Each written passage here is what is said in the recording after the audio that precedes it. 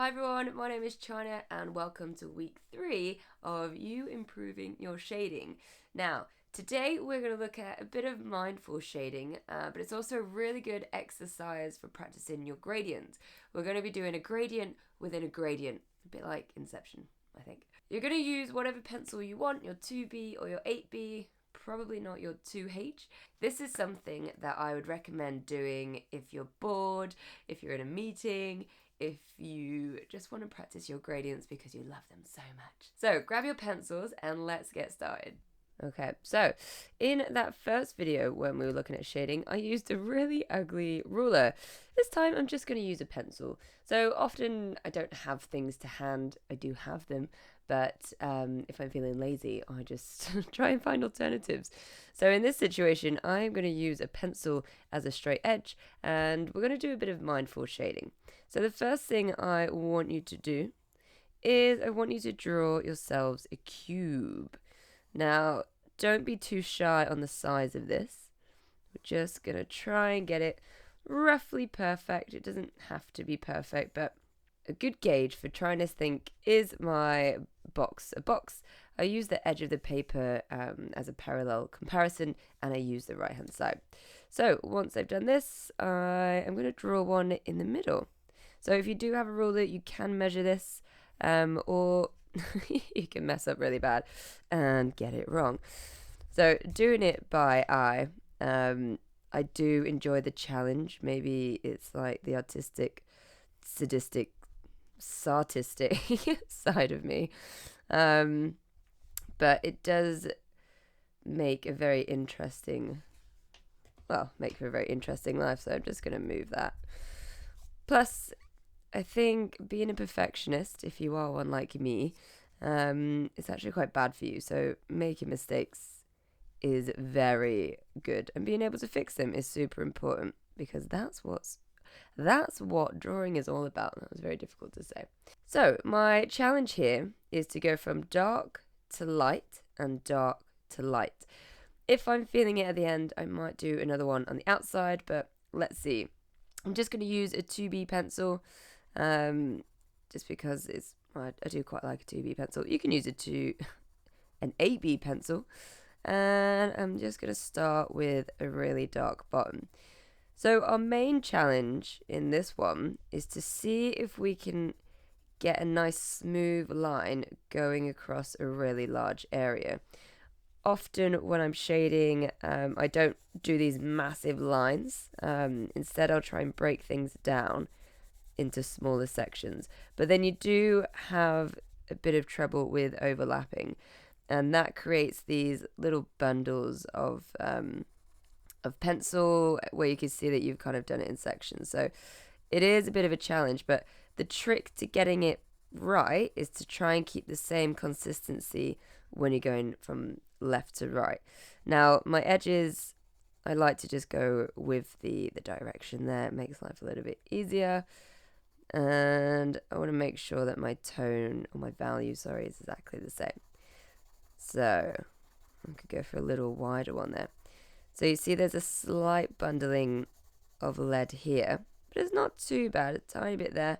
So it just means that I want to make in between those darker bits a little bit darker, and it should blend in quite well.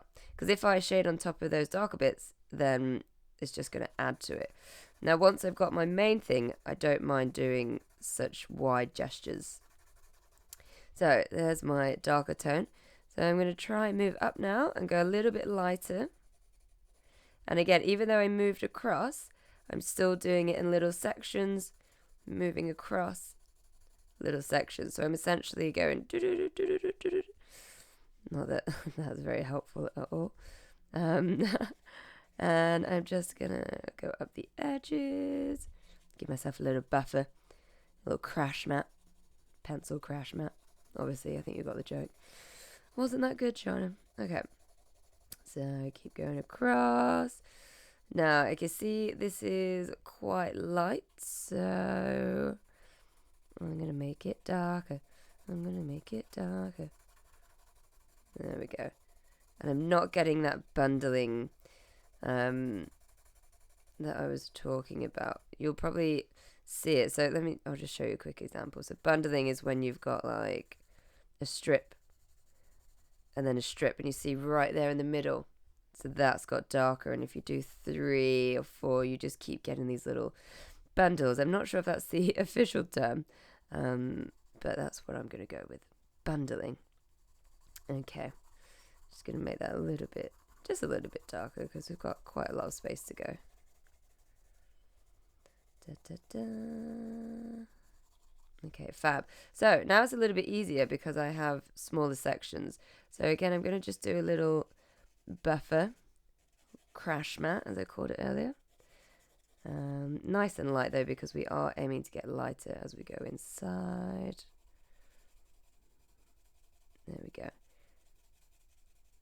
So it is a touch darker when I'm adding pencil to it, but it's all about the mindfulness. So, it's not the end of the world. But I really enjoy this task because, well, first of all, there's a bit more to it, it's a square. And when I start to work on the middle, that's what I really enjoy that bit as well, because you're like, oh, yay, they're both switching over. Plus, this is good practice for short gradients and long gradients as well.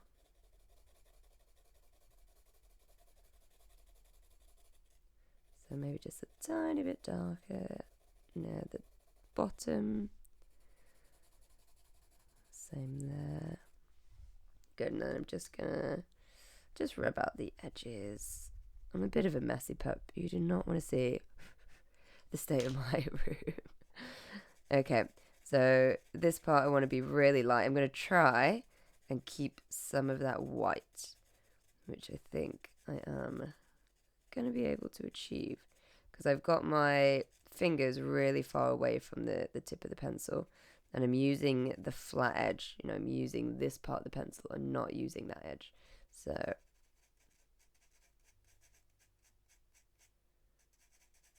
I still want to make sure my lines are really close together. What I often see people do is they're almost trying to cheat the system, and they just let the gaps of the paper pretend like that's the light of the grey. So I still want to make sure I'm getting nice light but dense shade. Sorry, I can't seem to speak and draw that well. Okay, so I'm just going to go back in, and I'm just going in a slightly different direction to try and fill those gaps in and think, okay, is there any parts that could be a bit darker? Ideally, I don't want to make things lighter, because if I start to introduce a rubber inside the shading, then it just starts to smudge things, and that's not ideal. So there we go. That's looking pretty good, isn't it? Just careful in there. Ugh. That bit was tricky. Okay, a little touch up there.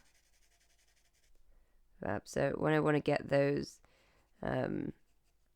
little corners, first of all, my pencil has to be very sharp, so I know exactly where it's going to touch. Sometimes your pencil could play a little trick on you. You can be like, right, I'm going to put my pencil in that gap, but because it's been like shaded away, it's almost as if it's been sanded down, then your lead will touch something completely different, and you're like, oh, fuck. So sharp pencil, people. Always the sharp pencil. Okay, good. So that looks fine. So now what I want to do is exactly the same, but inside. So I'm going opposite, and I want to go from the top to the bottom. So I'm just gonna like roughly mark it out. So this is much shorter. So that means I want to start going lighter much, much quicker. So start to push that lead away, and then gotta be careful now, China. You might have gone too dark. That's fine. It's good. Saved. Fab. So let me tidy up the edges.